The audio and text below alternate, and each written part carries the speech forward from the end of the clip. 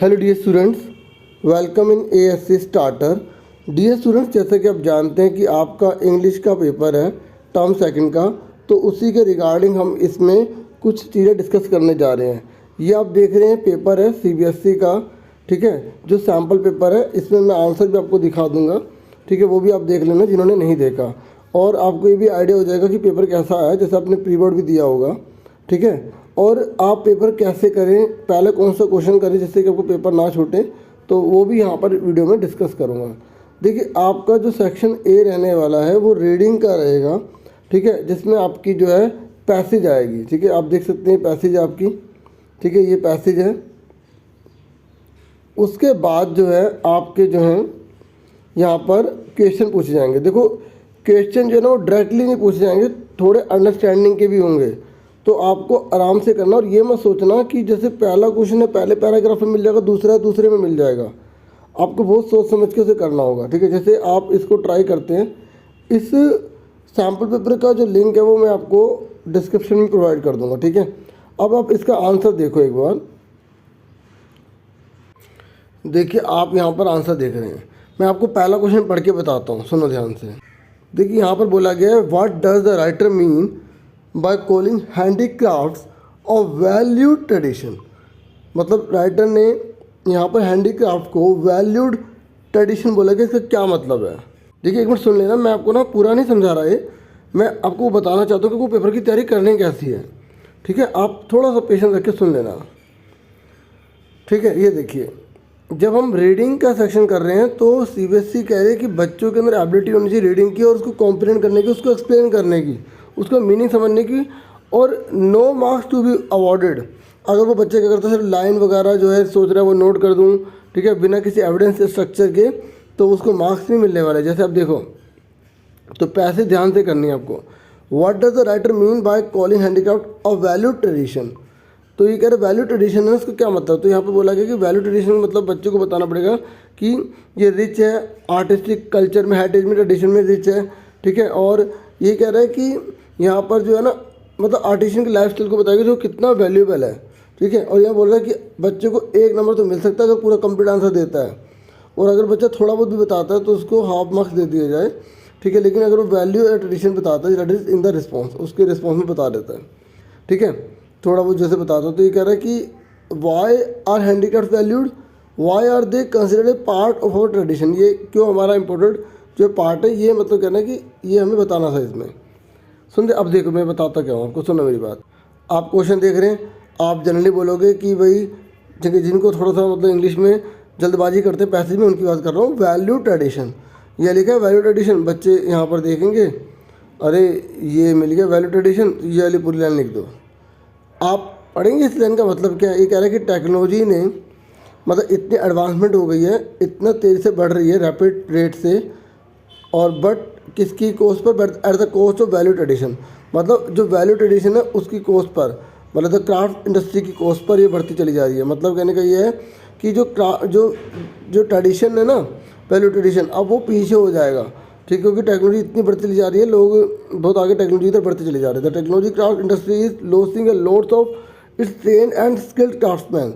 और ये क्योंकि टेक्नोलॉजी इतनी बढ़ती चली जा रही है, उसकी कीमत जो है वो वैल्यू ट्रेडिशन को चुकानी पड़ रही है। और इसकी वजह से क्या हो रहा है कि जितने भी जो क्राफ्टमैन्स हैं, ट्रेंड वर्कर हैं, वो अपने जॉब को खो रहे हैं। तो यहाँ पर कहीं बताया नहीं गया कि वैल्यू ट्रेडिशन है क्या। ये आपको अपनी अंडरस्टैंडिंग से बताना कि वैल्यू ट्रेडिशन क्या है। मतलब जो बहुत वैल्यूबल है, जो बहुत रिच है ट्रेडिशन में, कल्चरल रूप से, हेरिटेज रूप से, ठीक है। अब एक बात और बताता हूँ, जब आपसे वैल्यूड पूछा गया तो आपको यह देखना होगा कि यहाँ पर कुछ वैल्यूड जो है ट्रेडिशन की बात की गई है या नहीं की गई। जैसे वो एक्सेप्शनल होता है, वो एक ही पर्सन के द्वारा जो सर्विस होती है वो दूसरों से अपने को अलग कर देती है ना। अब जरूरी कि आंसर यही होगा।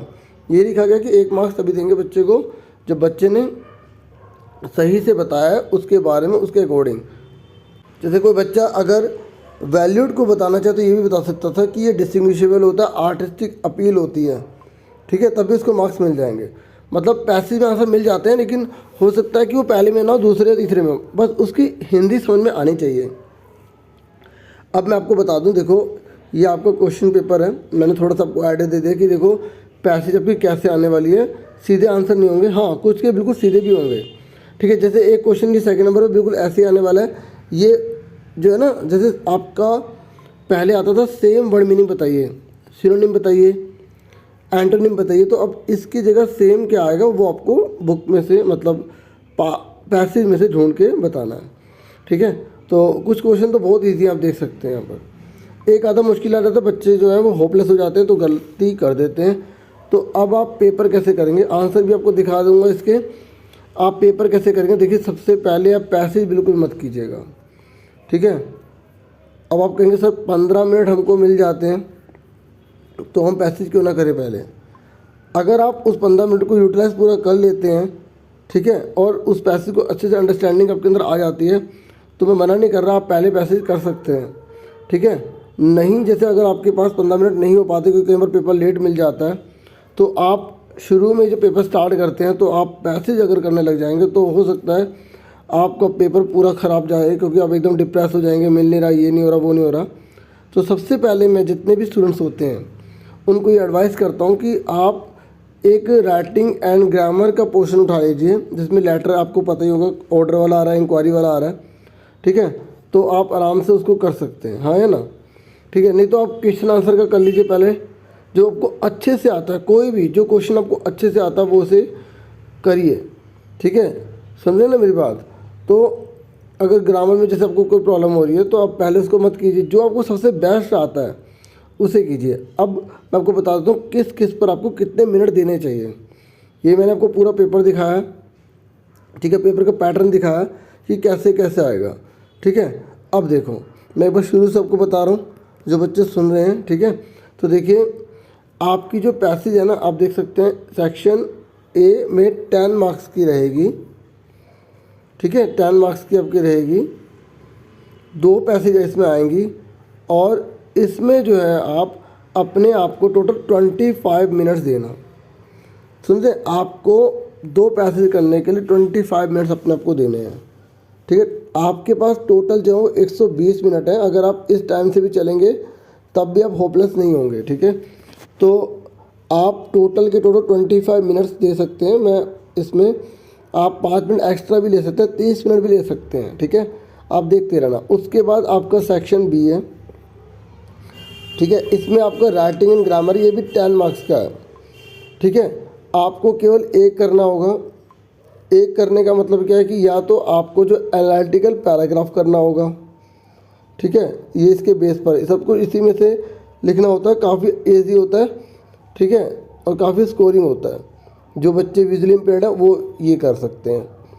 उसके बाद आपका दूसरा जो है वो एक लेटर का आएगा, या तो आपका इंक्वायरी वाला आएगा, ठीक है, या आपका जो है ऑर्डर वाला आएगा। जैसे यहाँ पर लिखा हुआ है कि you wish to participate but require more information, आप पार्टिसिपेट तो करना चाहते हैं लेकिन आपको और इन्फॉर्मेशन चाहिए, तो आपको लेटर लिखना है tin toggle games private limited को 120 वर्ड में।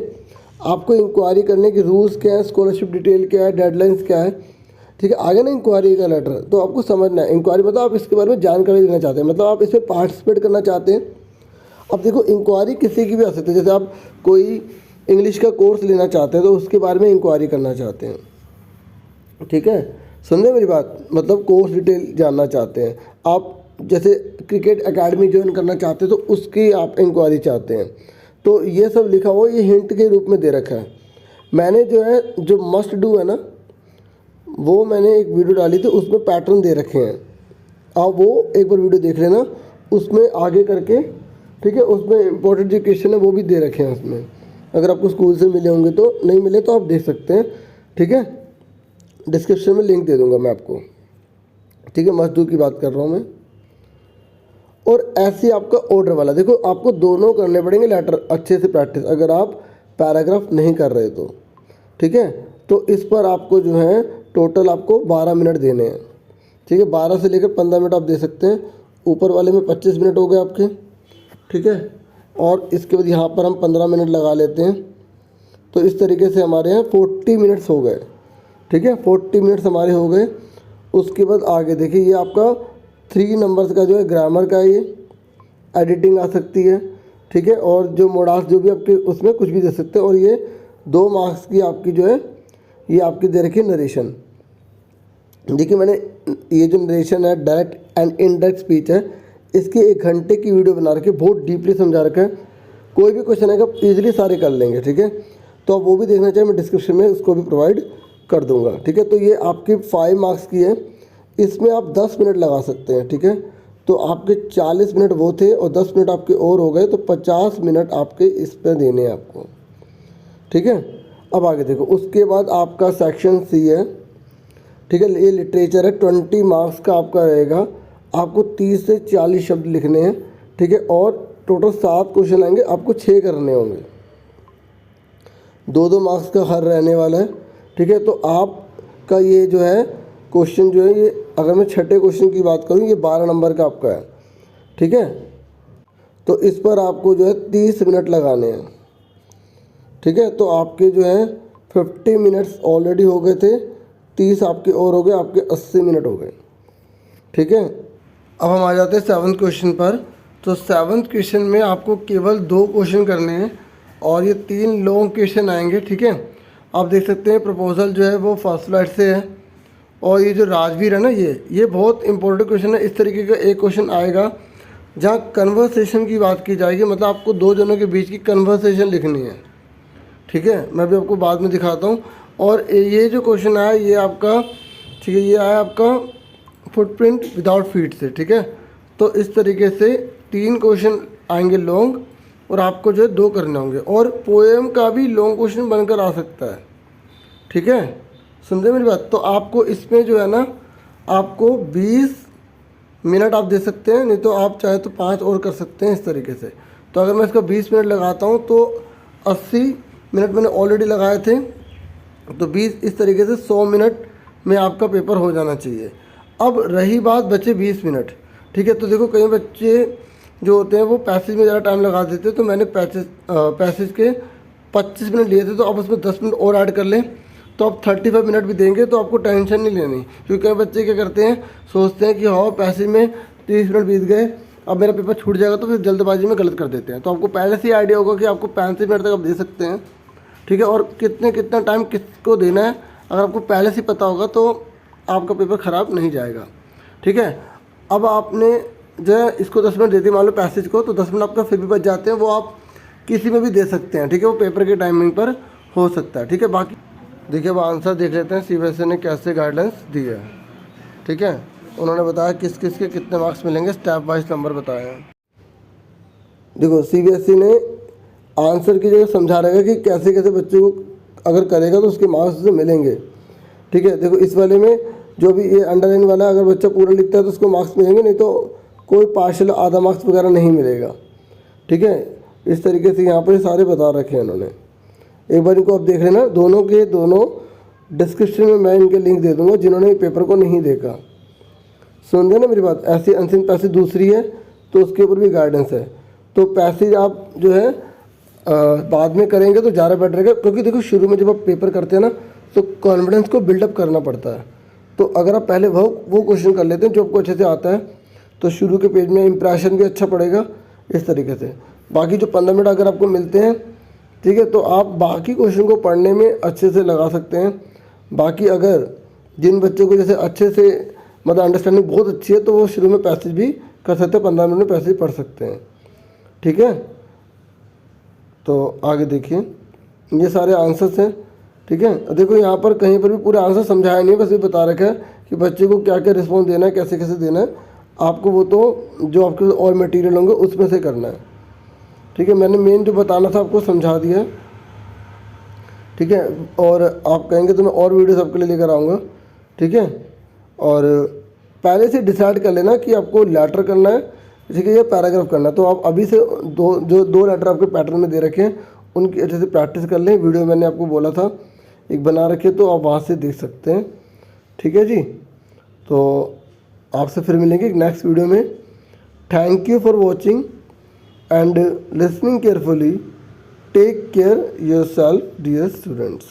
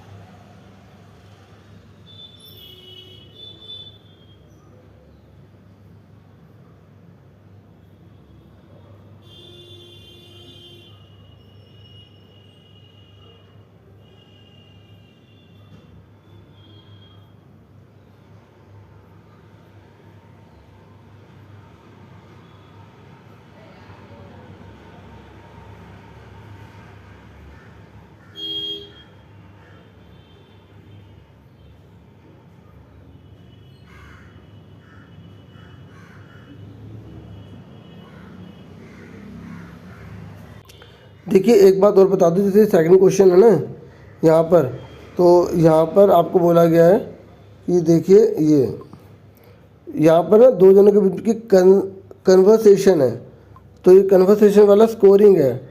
एक क्वेश्चन ऐसा आने के चांस है पूरे पूरे, तो जैसे दो जने बात कर रहे हैं तो आपको उस बात को आगे कंटिन्यू करना है। कुछ भी आप लिख सकते हैं, नहीं तो अगर आपने चैप्टर पढ़ा तो उसके अकॉर्डिंग लिखेंगे ज़्यादा बेटर रहेगा। तो इसका एग्जाम्पल आपको मैं दिखा देता हूँ, अभी आंसर में दिखाया। तो अब इस तरीके से ना एक आधी प्रैक्टिस और कर लेना, ठीक है। ये देखिए दोनों आपस में किस तरीके से डिस्कस कर रहे हैं। तो अगर ऐसा क्वेश्चन आ जाता है तो आप आराम से बना बना के लिख देंगे तो और ज़रा बेटर हो जाएगा, काफ़ी अच्छा स्कोरिंग हो जाएगा। तो इस तरीके के क्वेश्चन को ना छोड़ना, ठीक है। ये कन्वर्सेशन अगर आ जाए, सुन रहे हैं ना मेरी बात? ओके डियर स्टूडेंट्स, बाकी जो लॉन्ग क्वेश्चन है यहाँ पे कुछ हिंट दे रखी है उसकी, आप पढ़ सकते हैं, ठीक है। Thank you once again.